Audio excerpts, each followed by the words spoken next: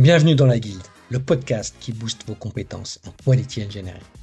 Je suis Jean-François Frézy, expert en Quality Engineering et passionné par la transmission des savoirs.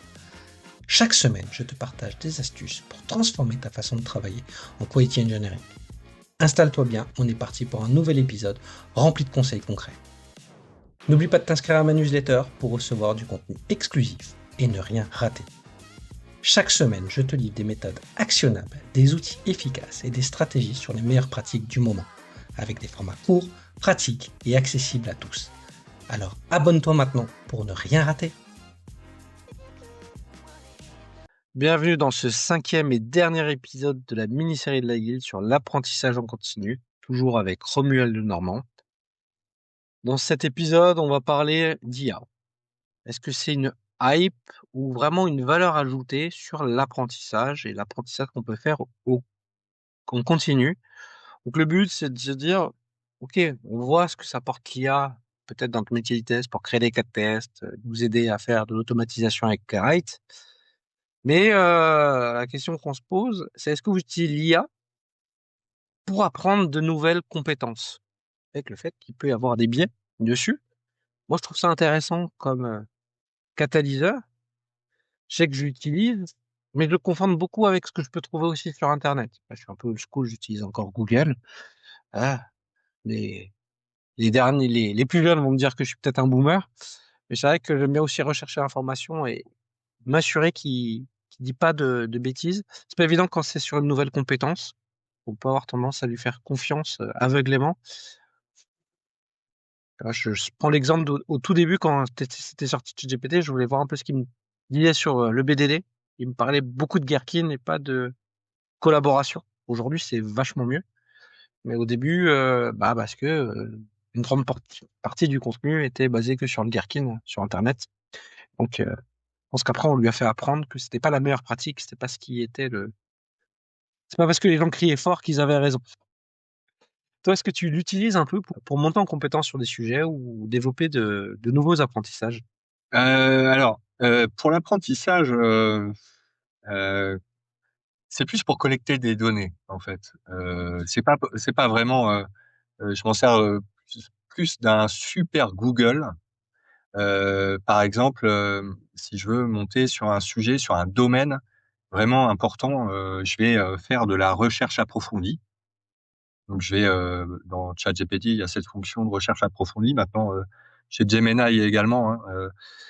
En fait, cette fois, la requête qu'on va faire, elle va, s'effectuer, mais en 10-15 minutes, le temps qu'il aille vraiment, sur internet lui-même, le LLM, pour aller, chercher, tout un tas de données, et assez régulièrement, il te ressort un résultat qui, mis dans un document Word, va faire peut-être 15 pages de contenu, où il est allé chercher, vraiment, quelque chose de très deep et solide, je trouve. On a une nouvelle aussi, un nouvel outil toujours sur, ChatGPT, c'est le étudier et apprendre, et je te cache pas que je ne l'ai jamais testé. Moi non plus. Apparemment, c'est pas mal, en tout cas, de ce que les gens en disent, j'ai Tu peux générer des quiz aussi, des choses voilà. comme ça, et ça peut être intéressant aussi pour créer des formations. Il va jamais te donner la réponse, par rapport à un thème qui t'intéresse, par exemple. Il va te pousser à aller trouver, toi-même, la réponse, en fait. Donc, apparemment, c'est très bien, mais je l'ai pas utilisé. Donc, en dehors en dehors de ça, j'utilise l'IA au quotidien, mais dans l'apprentissage, enfin, j'apprends l'IA déjà pour essayer de comprendre vraiment comment ça fonctionne, le cœur de la machine, quoi, ce qu'il y a sous le capot d'un LLM.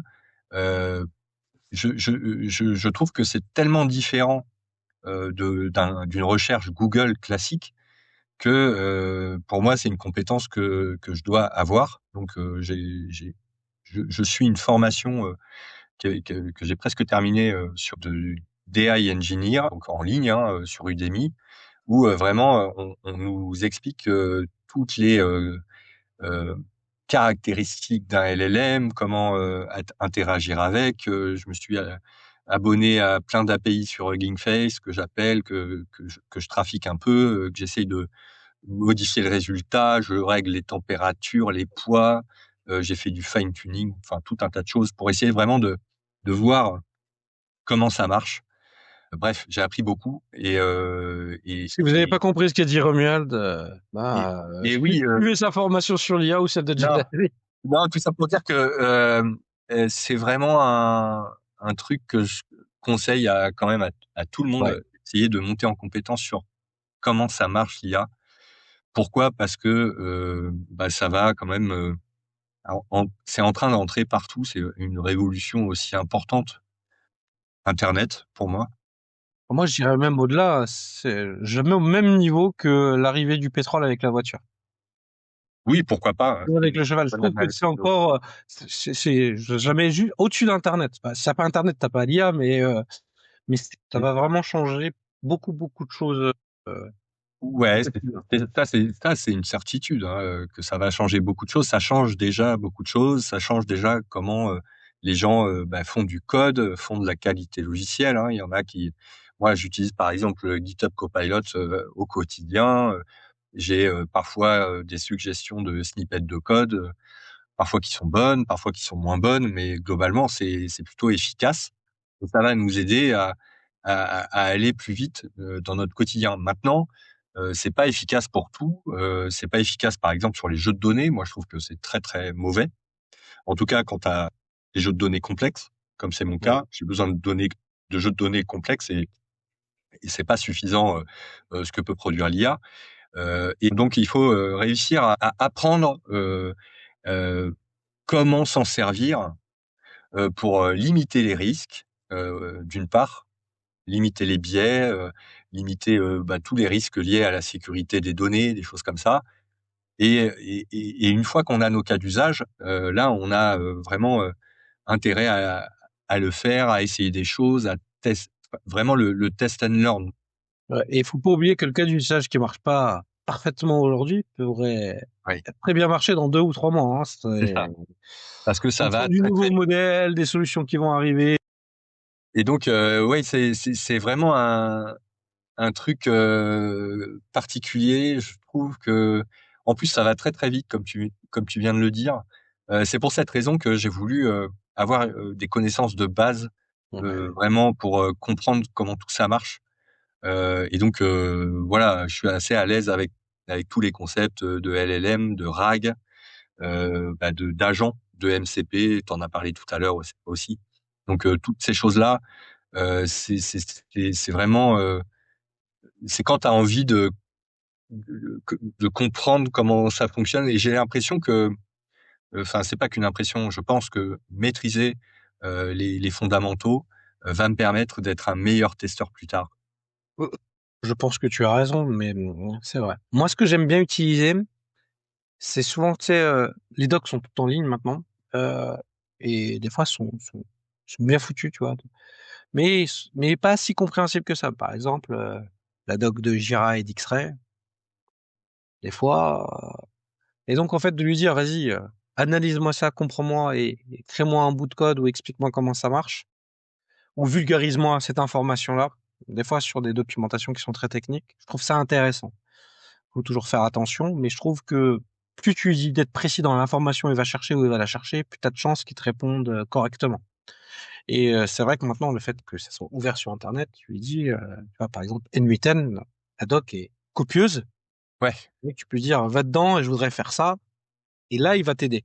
Je trouve ça intéressant parce qu'avant tu pouvais te perdre dans beaucoup d'informations et ça te ouais, ouais. permet d'être, plus efficace là-dessus et donc améliorer ma vitesse d'apprentissage parce que je vais chercher l'information qui m'est nécessaire au moment avec la compétence que j'ai et pas le truc où je vais être perdu et je vais pas réussir à m'en sortir parce que c'est trop complexe. Sur ça, je trouve que c'est un accélérateur si une fois de plus, tu as les bonnes techniques, de prompt, que tu sais bien essayer, que tu sais, l'orienter.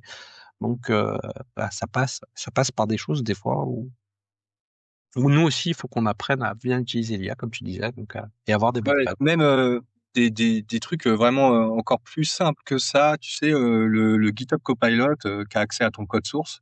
Imaginons, tu arrives sur un nouveau projet, il y a des trucs que enfin, tu t'es pas familier vraiment avec. Ça peut être un nouveau langage, ça peut être Oui.